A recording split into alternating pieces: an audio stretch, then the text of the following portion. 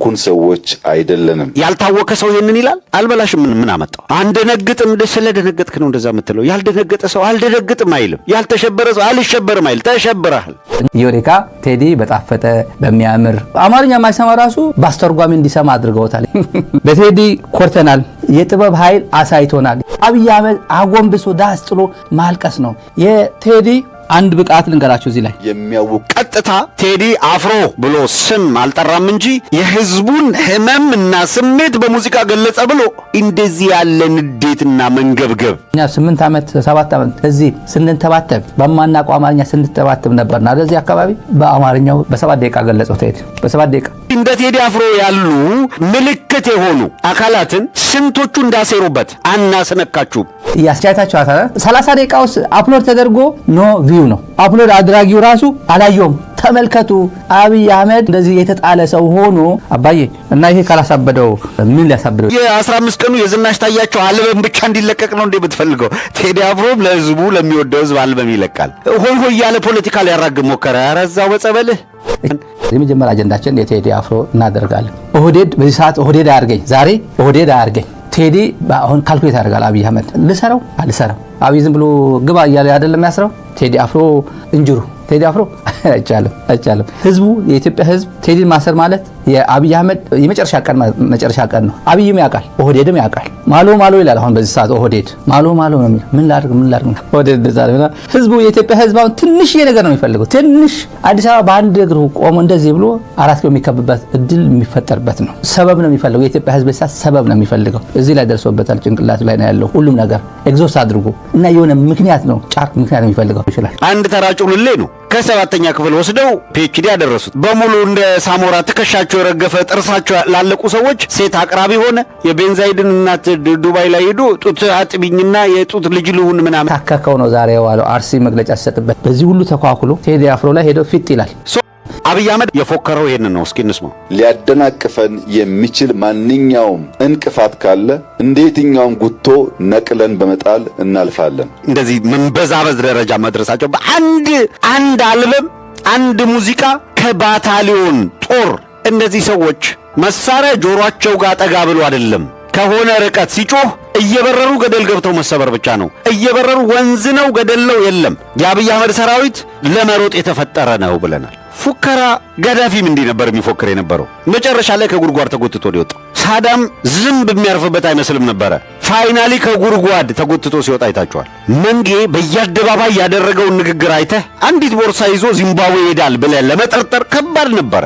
አብይ ያቃታል። ታዲያ ምንድን ማድረግ ያለበት? አጎንብሶ ማልቀስ ነው። ዳስ ጥሎ ማልቀስ ነው። ያው እንደምታዩት ዳስጣን ነው። አብይ አህመድ አጎንብሶ ዳስ ጥሎ ማልቀስ ነው።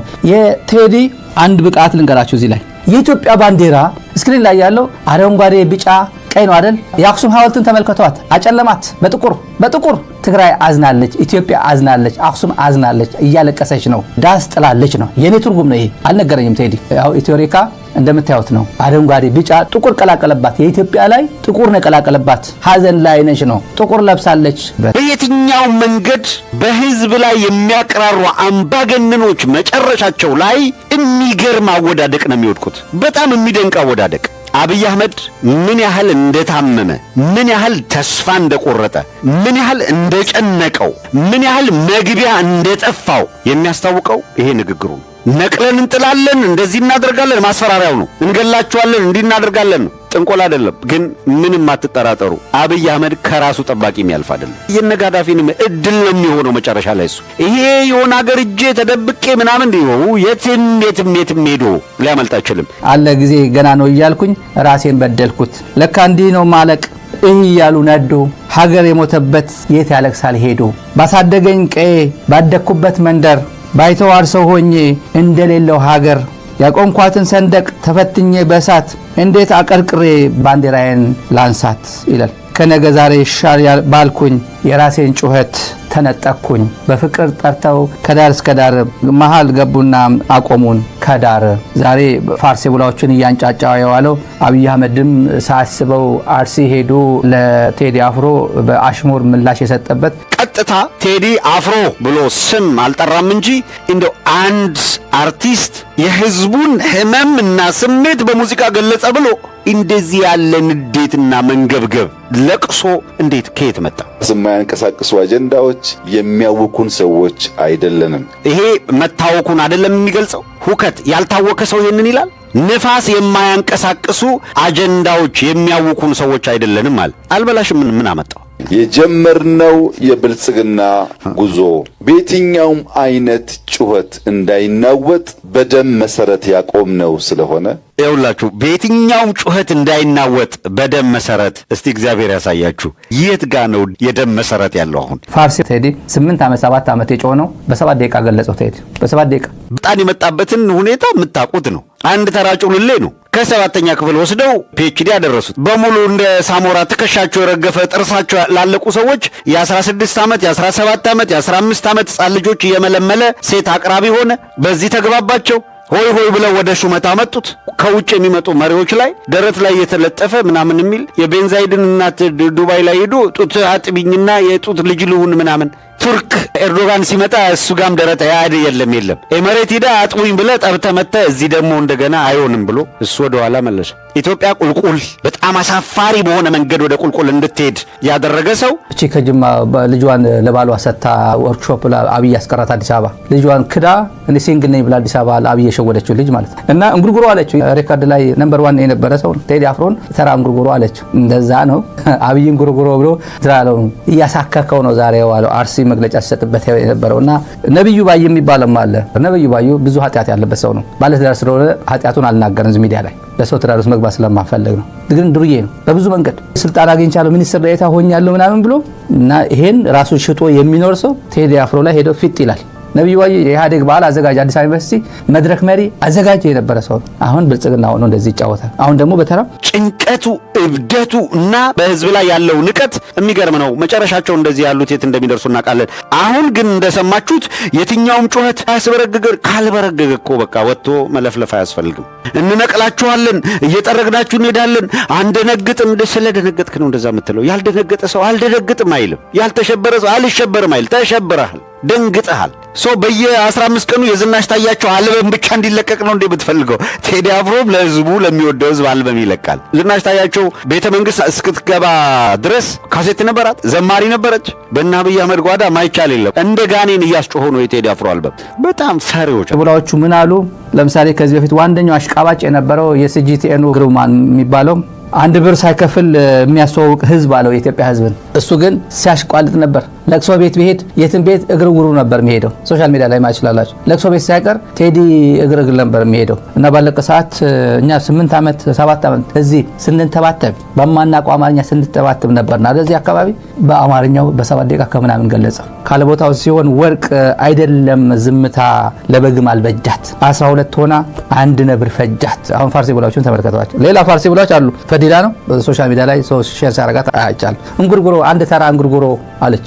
አብይ አህመድ ወደ የነሱ ጩኸት የተሰማ የመሰለው በእኛ ዝምታ ነው። ደጋግመን የምንለው እሱ ነው። እኛ ስላልተባበርን ስላልተደማመጥን ነው። አሁን ጭንቀት ብርድ እያላቸው የተሰቃዩበትን አብይ አህመድ እስኪ ቀጥል ንግግር። ሊያደናቅፈን የሚችል ማንኛውም እንቅፋት ካለ እንደ የትኛውም ጉቶ ነቅለን በመጣል እናልፋለን። ምንድነው አይጥ ለሞታ ድመት አፍንጫ ታሸታለች ይባላል። ይሄ በነገራችን ላይ አገዛዞች ሁልጊዜ ተስፋ ሲቆርጡ የሚያሰሙት ንግግር ነው። ተስፋ መቁረጡ አቅም ያጣ መሆኑ የሚፎክረው በቃ ይሄ ዝም ብሎ ማቅራራት ውስጥ የሚገባ ሳይጥል የሚፎክር እንደዚህ በቃ ይሄ ነው። አስተውሉ። በ15 ቀን ውስጥ አማራ ክልል ገብተን ይሄን አርገን ብለው 3 ዓመት አለፋቸው። ይገባል ያነኩቱታል እንኩሮ ይገባል ያነኩቱታል እንኩሮ ናቸው። አሁን የቴዲ እንትን ስንት ሰው ያየው ነው በሰዓት 1 ሚሊዮን። የአብቹ አባመላ እቺ አይታችኋታል።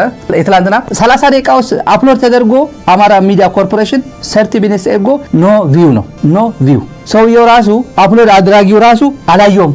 ሰርቷል አይሰራም ቼክ ላድርገው ብሎ ገባ ብሎ እንኳን ክሊክ አላረጋት። ተመልከቱ አብይ አህመድ እንደዚህ አይነት ስብዕና ውስጥ ገብቶ እንደዚህ የተጣለ ሰው ሆኖ በሰዓት 1 ሚሊዮን እየታየ ያለው የቴዲ ፋርሴ ብላዎቹ ምን ውስጥ እንዳሉ ማየት ነው። ምንም ማድረግ አትችልም። ምንም ማድረግ አትችልም። ምኒልክ አሁን ማን እንደሆነ አወቅ ነው አሉ። በቴዲ ኮርተናል። የጥበብ ኃይል አሳይቶናል። አርቲስት ሲቪ ኮንትራክትና አቁርም ከሱ ጋር እንደዚህ አታረግም ምናምን ጠቅላይ ሚኒስትሩ ራሱ ነው ማስታወቂያ ያሰራለት። በነገራችን ላይ አማርኛ የማይሰማ ራሱ ይሄ ሁላ ሰው አጀንዳ ያደረገው ሰውዬ መንግስት የፈራው አጀንዳ ህፃናት እቺ ነገር እንዳትነካ ሲባል እሷን መንካት ነው የሚፈልጉት። እዚህ አካባቢማ የማላቀው ነገር አለ ኤክስፒሪየንስ ማድረግ ፈልጋለሁ ብሎ እሷን የመንካት ፍላጎት እያዳበረ ነው የሚሄደው። እና ምንድነው ምን ስለዘፈነ ነው ይሄ ሰው የመንግስት እንደዚህ ያደረገው ዘፈን አለ አርት አይደለም ምናምን ተብሎ ይጠብቃል በሙሉ። አማርኛ የማይሰማ ጭምር አለ ጃዋር ትላንት በአስተርጓሚ እንዲሰማ አድርገውታል። ይሰማታል በአስተርጓሚ እና በአንድ ሰዓት አሁን ልድገመው ይሄን ሁላ ዘፈኖች በአንዴ አንዱ ዘፈን 2 ሚሊዮን 1 ሚሊዮን ሚኒማም አሁን የገባው ወደ 1 ሚሊዮን አካባቢ ነው ያለው አንድ ዘፈን። ሌሎቹ ሄዷል 2 ሚሊዮን ምናምን ሄዷል። ሁሉ በአንድ ሰዓት በ2 ሰዓት ነው ሄደው። እንደው በእውነት የአማራ ህዝብ አገር ማለት ምን ማለት እንደሆነ ትርጉም አውቆ የተሰራ ህዝብ ስለሆነ በጨዋነት ነገሮችን በጥንቃቄ ይዟቸው እንጂ እንደ አብይና ሰራዊቱ ነውረኛ ቢሆን እኮ ይሄ ሁሉ እኮ ዝም ብሎ ለወሬ ነጋሪ እንዳይኖር እኮ በቃ ዝም ብለ የምትሸኘው ነው የሚሆን የነበረው። አማራ ውስጥ ተሰግስገው በፋኖነት ስም ተሰግስገው ለባዕዴን ተገርደው ተላላኪ የነበሩ አካላት አፋብን ተመስርቶ አንድነት ሲመጣ ጓዛቸውን ጠቅልለው ሄዱ። በቃ አከተመ፣ በቃ መሽቷል፣ የለም ከዚህ በኋላ መቆየት ዋጋ የለውም ብለው ሄደው እነ እጅ ሰጡ እነ ባንዳ አርበኛ ጀግና ምናምን ተብለው ተከናንበው የነበሩትን ክንብን ውልቅልቅ አደረጉና እጅ መስጠትን እንደ ጀግንነት ቆጥረው ሄደው ገቡ። እጅ ሰጤዎች እጅ ሰጡ። እየተቃጠለ ቤተ መንግስት ያድራታል። ቲክቶክ ምን አለ እገሌስ ፊድባክ ምናምን ብሎ የሰዎች ሪአክሽን እያነበበ ያድራታል እንጂ ቴዲ ከትግራይ እስከ ደቡብ ከምስራቅ እስከ ምዕራብ ሴንተሩ እንዳለ ነው። ምን ማለት እንደሆነ ይገባዋል ብዬ ነው። እና ሰበብ የሚፈልግ የኢትዮጵያ ህዝብ ብዙ ስላለ በዚህ ሰዓት በጣም ብዙ የታጠቀው አይደለም ያልታጠቀው ማለት ነው እያልኩኝ ያለሁትና ሊያደናቅፈን የሚችል ማንኛውም እንቅፋት ካለ እንደ የትኛውም ጉቶ ነቅለን በመጣል እናልፋለን። አብይ ቁጭ ብሎ ማልቀስ ነው ያለበት። ዮሪካ ብሎ ማልቀስ ነው ያለበት። አኒበዴ ይላል እኮ አኒበዴ እያለች ነው ኦዴዳ በዚህ ሰዓት። አንድነት እንዳይመጣ ያልተበጀተ በጀት የለም፣ ያልተላከ ሰርጎ ገብ የለም፣ ተራወጡ ያላደረጉት ሩጫ የለም። ሁሉ ነገር መከነ። የዚህ ንጹህ ልብ ያለው ህዝብ የሚያደርገውን ትግል ፈጣሪ ይመለከታል። አንድነት መጣ ሲባል ያላደረጉት ነገር የለም። እዛ ውስጥ ተሰግስገው የቆዩት አሁንም በውጭም በምንም ያሉት ሌላ ሙከራ እያደረጉ ነው። ጎንደር ላይ፣ ጎጃም ላይ፣ ሸዋ ላይ ምናምን ቤተ አማራ ወሎ ላይ አሁን ያለመታከት የሆነች ሻለቃ ጦር የሆነች ምናምን የሆነ ያነጋግራሉ፣ ሲደውሉ ያድራሉ፣ ዶላር ይልካሉ ምናምን የለም። እስካሁን ድረስ ሹልክ ያለ ተገንጣይ ማግኘት አልተቻለም። ተገንጣይ አንጃ ከተፈጠርክም ትረስትሚ ትዋረዳለህ። ትረስትሚ መጥፊያ ይሆናል እንጂ አንድ ነገር አንድ እርምጃ መራመድ አልቻለም። አንድ እርምጃ በመረጠው መንገድ እያነጋገሩት እሱ በመረጠው እችላለሁ ብሎ ዘሎ የገባበት መንገድ ነው።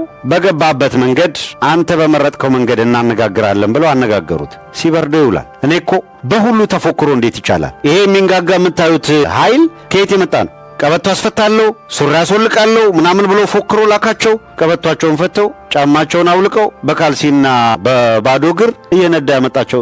በሜዳው ከሆነ ሁለት ወደ ላይ ሲተኮስ ይሄ ሁላ እጅ አንከርፍፎ መሳሪያ ሰጥቶ የሚነዳ ነው። ይሄ ደሃ ልጅ ማለቂያ የለውም ምስኪን። ከእናቱ እየነጠቁ እያመጡ በገፍ ከደቡብ ከኦሮሚያ የሚመጣ ወጣት። ቹቻ ግን በ30 ደቂቃ አፕሎድ አድርጎ እንኳን ክሊክ ሳያደርገው ነው ሄደው። አፕሎድ አደረገ ይሄው ዜሮ ኖ ቪው በ30 ደቂቃ ውስጥ። አጃይብ ነው። ከዚህ ውርደት ያድነን ነው የሚባለው። ለማንኛውም የሰውየው ድንጋጤ ኢዮሪካ በደንብ ነው የገባው። አብይ ቀድሞ ኢዮሪካ ቴዲ በጣፈጠ በሚያምር ብዙ ኢትዮጵያዊ በ8 ዓመት ውስጥ ዳስ ጥሏል። ይሄ ዘፈን አሁን ማነቃነቁ በጣም መልካም ነው። ሰው ውስጡ በቃ የሆነ ብሶት ስላለበት ትንሽ ሰበብ ነው የሚፈልገው። ትንሽዬ ነካ ብቻ የቴዲ ቤት ተከበበ ቢባል እንኳን አገር በሙሉ ነው የሚቀወጠው። አሁን በአንዴ ነው። ምክንያት ነው የሚፈልገው ሰው ወደ አንድ የሚሰበስበው የሆነ ነገር ተገኝቷል። የንቧ ኩዊን ነው የሚፈልገው። አሁን ንቡ እንዲመጣ የሆነ ነገር መንካት አይችልም። በፍጹም ከዚህ በኋላ በአማራ ትግል ውስጥ አንጃ ፈጥረህ የሆነ ምናምን የሚባል አይሰራም። እንዲህ አይነት ጨዋታ አይሰራም። የጨነቃቸው 30 ቦታ ነው ሊረግጡ የፈለጉት። በመሪ ደረጃ ያሉትን አቆሽሸው አጠልሽተው የሆነ ነገር አድርገው ጠቅላላ ምናምን ሊያደርጉ ሞከሩ። ሚሰማ ጠፋ። በማን ውስጥ ተሰግስገው ፈጽሞ አማራ ያልሆኑ በአማራ ውስጥ ተሰግስገው ግን የነበሩ እዛው ተቀምጠው የራሱን አጀንዳ ጩኸትን መቀማት ማለት ነው። ያንተን ጩኸት ወስደው የጮሁ ልክ የቴዲ አፍሮ ሙዚቃ ሲመጣ አገዛዙ ያሰበው አሁን ሁሉም በብሔር ማንነት ጠርዝ ላይ ስላለ ለኢትዮጵያዊነት ምሰሶ የሆነው ህዝብ የአማራ ህዝብ ደግሞ በደሉ ቅጥቀጣው ስለበዛበትና የኢትዮጵያ ህዝብ ከነቃ ቆይቷል። የቴዲ የተናገራት በፍቅር ጠርተው ከዳር እስከ ዳር መሃል ገቡና አቆሙን ከዳር አብይ ሰኔ 16 ብሎ ራሱ ፈንጃ አፈንድቶ ሄዶ ደም ልስጥ አለ። ደም ለማስታወስ ሰኔ 16 ለማስታወስ ነው። ትናንትና ወዲያ የፍቅርና ይቅርታ ቀን አውጀን ወንድምና እህቶቻችን ደማቸው ፈሷል። ለነሱ ደም መለገስ ያስፈልጋል። አክት ሲያደርግ ህዝብ እንደ ህዝብ ሰክሯል የተባለበት ዘመን ነው ይሄ። አብይ እንደዚህ ብሎ ሰውን ያጃጃለ ትናንት እንደዚህ ደም ፈሷልና እንደዚህ ጠቅላይ ሚኒስትሩ ደም ሰጡ ተብሎ ሰው በዚህ ነው ቢውል ያደረገው። ሰውየው የማጭበርበር ሰው ራሱን ለመከላከል በአማራነት ስለቆመ የኢትዮጵያዊነት ደርዝ ሲነሳ ጉዳይ አይደለም ይላል ብለው ነበር ያሰቡት። ስለዚህ እንደ ቴዲ አፍሮ ያሉ በኢትዮጵያዊነት እንቅስቃሴ ውስጥ ምልክት የሆኑ አካላትን እስከ ፍጻሜው ለመምታት እድሉ ነው ብለው ተቀናጁ። ተመልከት ስንቶቹ እንዳሰሩበት አየህ። እና አህመዲን ጀበል ወርቅ ጊዜ አገኘን ብለው ነበር ያሰቡት። መዳብ አይሆንልም እንኳን ወርቅ። ተከናነብ፣ አሁን ተነቃቅተናል፣ አናስነካችሁ። ስለዚህ ቴዲ አፍሮን ለመምታት ጥሩ ጊዜ ብለው ነው ያሰቡት። ከጠበቁት ከገመቱት ውጪ ሆነ። እንደዚህ ያለ የነ ቴዲ አፍሮ አይነት ትግል ተረኛውን አከርካሪ የሚመታ አብይ የሚያደርገው ከሱ በላይ ተጽዕኖ ፈጣሪ ኢትዮጵያ ምድር ላይ አይፈልግም። አቴንሽን ሲከር ነው አብይ፣ አቴንሽን ሲከር ነው። ራቆቱ ቀረ እና ቫልነራቢሊቲ ተሰማው፣ ባዶነት ተሰማው። ተጽዕኖ ፈጣሪ ሰው ኢትዮጵያ ምድር ላይ እንዲኖር አይፈልግም። አቴንሽን ሲከር የሚገርምህ ይላል። በዚህ ሁሉ ተኳኩሎ አቴንሽኑን እንዲቀማ አይፈልግም። የሀገሪቱ ጠቅላይ ሚኒስትር ምን አሉ፣ ዶክተር አብይ አህመድ ምን አሉ እንዲባል ነው የሚፈልገው። ቴዲ አፍሮ ሚዲያውም ምን ያህል ትኩረት እንደሰጠው ተመልከተዋል። አብይ ይሄ ያንገበግባል። አኒበዴ የሚለው ለዚህ ነው። ጠፋው በቃ አለቀልኝ የሚለው ለዛ ነው። ቺቪው ይሄ አንድ መጽሐፍ ያጽፋል፣ አንድ መጽሐፍ ያጽፋል። ክሎዝ 800,000 ሳብስክራይብ አለው ይሄ ቴሌቪዥን። ቪው የለውም፣ ኖ ቪው። 30 ደቂቃ አፕሎድ ተደርጎ የሚያየው የለም። አባዬ እና ይሄ ካላሳበደው ምን ሊያሳብደው ይችላል? እንተ አያቶቼ ቅድመ አያቶቼ አገር የምትላትን የሚኒሊክን አገር እንድትጸና የሚታገልን ሰው እንዴት አድርገው ጠላት ሆነ ከዛ ትቆማለህ? የአማራን ትግል አየህ በጠላትነት ይቆማል ብለው በሆነ መንገድ አስበው ነበረ። ከጠበቁት ውጪ ሆነ። ከጠበቁት ውጪ አንዳንዶቹ አንዳንድ በጣም የማይረባ ዝክንትል ፖለቲከኛ ነኝ የሚል ቴዲ ለኛ ምን ብሎ ያውቅ ነበረ? ነአት ያለው ለማን ነው? ለምንድነው የምንረሳው? በግፈኞች እልፍኝ አልገኝም እምቢ ያለው ማን ነው? ኧረ ሌላውን ቶ አውጥቶ ባይዘፍ ነው። በግፈኞች እልፍኝ አለመገኘቱ ብቻውን ያለውን ዋጋ መዝነ ለማክበር ከበቂ በላይ ነው። በየቀኑ እየወጣ እንደኛ ሚዲያው ላይ እንዳለ ነው አክቲቪስት እንዲሆን አትጠብቅ። እና ተሳተፍ ቢሉት ጦርነት ቀስቀስ ቢሉት እምቢ አላቸው። ወደ ኋላ ሄዶ ሪቪው ማድረግ ፍለሽባክ እያደረገ ሰውየው እንዴት ነው ያጭበረበረን ብሎ ማሰቡ ቀላል አይደለም። ቴዲ የገለጸው በፍቅር ጠርተው ፍቅር ያሸንፋል እያለ ማለት ነው። ሰውየው በፍቅር ጠርተው ከዳር እስከ ዳር መሃል ገቡና አቆሙን ከዳር። ግርማ ብሩ ምንድን ያለው ምድር ማሲንቆ ከካሳንቺስ አባረር ነው ያለው አይነት ማለት ነው። ድጋሚ ካሳንቺስ እንደማያት አድርገን ብትንትኑን አወጣ ነው። ማሲንቆ ማለት ባህላዊ ጭፈራ ቤቶች ምናምን ያለ ምንም ማሽሞንሞን አማራ ማለት ነው። ግርማ ብሩ እንደዛ ያለው እኔ ሰይጣን ጋኔን ሰይጣን ምናምን ሲባል ነው የማውቀው። ዝም ብለን ግን በአእምሯችን ላይ ቀረጽነው ነገር አለ። በአእምሮ ግን አይተን ባናቅ ግን በአእምሯችን ይሄ መንግስት በአካል ግን አይተነዋል። ጋኔን ይሄ ለማንም የሚጠቅም አይደለም። አማራን ህዝብ ደም እያፈሰሱ አባይን ገድበናልና ልናስመርቅ ነው እና አሉት። ሲጀመር አባይን በመገደብ ረገድ መለስ ዜናዊ እንጂ አብይ አህመድ ምን ቤት ነህ? ኢንጂነር ስመኘው እንጂ ሽመልስ አብዲሳ ምንድነህ? በዚህ ልፍኝ ደግሞ አልታደምም። ጥርስ ነከሱ። ይሄ ከበቂ በላይ ነው። ከበቂ በላይ አገዛዙ ንዴቱ ከቁጥጥር ውጪ ሆኖበታል። አሁን በአማራ ትግል ውስጥ ተደብቀው የነበሩ የተወሰኑ ካድሬዎች ከጠበቁት ውጪ የአማራ ህዝብ እየጠነከረ ሲመጣና ቦታ ሲያጡ ያጣ ለማኝ ተሳድቦ ይሄዳል እንደሚባለው አሁን ዳር ቆመው የአማራን ትግል መሳደብ፣ በእነሱ ስድብና ዛቻ፣ በእነሱ ምናምን የሚሆን ነገር የለም። ልክ ያዘነ መስሎት ከእሱ ጋር ተሰልፎ ሆይ ሆይ ያለ ፖለቲካ ሊያራግብ ሞከረ። ያረዛው በጸበልህ። ነገራችን ላይ አይታችሁ ከሆነ የቴዲ በአንድ 2 ሰዓት ላይ 600-700 ሺህ ሳብስክራይበር አድርጎታል በአንድ ሰዓት ውስጥ። አብይ ይህን ሲሰማ ምንድን ነው የሚለው? በአንድ ሰዓት ውስጥ ሌላ የአብይ የእውቀት ችሎታ የተመዘነበት አንድ ጉዳይ ልንገራቸው። ስትሪፕ እና ስትሬት አያውቅም። ስትሬት እና ስትሪፕ ልዩነቱ አያውቅም። ሰውየው አያውቅም። አብይ አያውቅም ልዩነቱ። ስትሪፕ ማለት የየብስ ላይ ነው። የየብስ ላይ ነው። ሰርጥ ማለት የየብስ በመሬት ነው። የጋዛ ምናምን እስራኤል አካባቢ ሰርጥ አለ። ይሄ ግን ስትሬት ነው። የሆርሙዝ ስትሬት ነው የሚባለው። ጎግል ማድረግ ይችላል እሱ። አያውቅም ግን ይሄ እና እንደ አዋቂ ሆኖ ሲተነትን ሚዲያ ላይ ጋዜጠኛውን አንደኛ ጋዜጠኛ ያዕቆብ ይችላል። እንደዛ እኮ አይባልም። ሌላው አይችልም። ስትሪፕ አይደለም የሚባለው ስትሬት ነው የሚባለው። አይሎ አንደኛ ሊደፍረው አይችልም። የሆርሙዝ ስትሪፕን ማስከፈት ሰማችሁ ታዲያ? የሆርሙዝ ስትሪፕን ማስከፈት አሰምሩት። የመሬት ሰርጥና የባህር ሰርጥ ስሙ ለየብቻ ስትሪፕና ስትሬት ነው የሚባለው። እና የቀይ ባህር ጉዳይ የግድ ነው አዋጭ አይደለም ያለበት። አዋጭ ነው ካልክ አንተ ሞክረው ነው። ምንድነው ይሄ ሰውዬ ፈራህ? ሞክረው ተብለሃል እኮ ጎራ አይደለም። ሰው ሰለቸው እኮ ቀይ ባህር እያላችሁ እኮ አደነዘዛችሁን እኮ እያሉ እኮ የአንተ አገልጋዮች ጭምር አሁን ቀይ ባህር እያላችሁ አታደንዝዙን። ከማዶም ሰምተሃል። ሞክረው ተብለሃል። ጭራሽ በአማራ ህዝብ ላይ እንዲህ በመሪር ጥላቻችሁን የምትነዙ ሰዎች እናንተ ደጋፊ ሆናችሁ ልትቆሙ፣ ልክ እዛ መንጠላጠሉ አልሳካ ሲል ቴዲ አፍሮ ላይ ሊንጠላጠሉበት ሞከሩ። ከዛ የሚያስቀው ፓርት ምን መሰላችሁ እንዴ? የአማራ ብሔርተኞች ከቴዲ ገለል በሉ። ኧረ እኩለ ሌሊት እንደዛ ብሎ የሚጽፍበት ድፍረት፣ እነ ቡቺ እንደዛ የሚናገሩበት፣ እነ ድብልብል እንደዛ የሚደፍሩበት ጊዜ መጣና በቃ መሳቅ እኮ ነው። ዮናታን ተስፋዬ የአባቱ ስም ረጋሳ ነው። የአባቱ ስም እንዲታወቅ የሆነው ግን እና አብይ ወደ ስልጣን መጥተዋል፣ ረጋሳ የሚለው ስም ለገበያ በጣም ጥሩና መቺ ነው ብለው ሲያስብ ነው። ቀደም ሲል የሰማያዊ ፓርቲ አመራር ሆኖ በሚኖርበት ጊዜ ስሙን ይጠራ የነበረው እስከ አባት ብቻ። ብልጽግና በደርዘን ጠላት አፍርቷል ብሏል። በደርዘን ጠላት አፍርቷል። አሁን በሙሉ አቅጣጫው ቀይሮ ሁሉም ወደ ብልጽግና ያነጣጠረ ሆኗል። አገነስ የብልጽግና የተሰለፈ ማለት አይተፈጠረ ውዝን ኢትዮጵያ ጭምር ማለት ነው። ፕሮጀክት የለውም። አብይ አህመድ አሊ ፕሮጀክት የለውም። የሱ ፕሮጀክት ምንድነው? ታጣቂ ማደራጀት፣ በአፋር ዩቲዩበርስ መደጎም፣ ፌስቡክ አክቲቪስት ላይ መደጎም እና ማንንም የሚያያቸው የለም። ደግሞ አፈር ድሜ አብለተን ቀጥቅጠን ዘረረን አስፋልት ላይ የጣልናቸው ናቸው። እነዚህ ያውቃሉ፣ እነሱ ያውቃሉ። አፉን አይከፍትም፣ ያውቃሉ። ዩቲዩብ ላይ ፌስቡክ ላይ ቢሳደብ ሳትላይት ላይ ነው አስጥተን ጉድ የምናደርጋቸው። እንትረኛ ነበረን የሚሉ አካላት ዛሬ አፋኝ ሆኖ ረዳቸው፣ ስም ረዳቸው። እዚህ ያሉት አይገርሟችሁም? ስደት ላይ ያሉት እዚህ ያሉት ጥግ ጥጋቸውን ያዙ፣ ተገለጡ።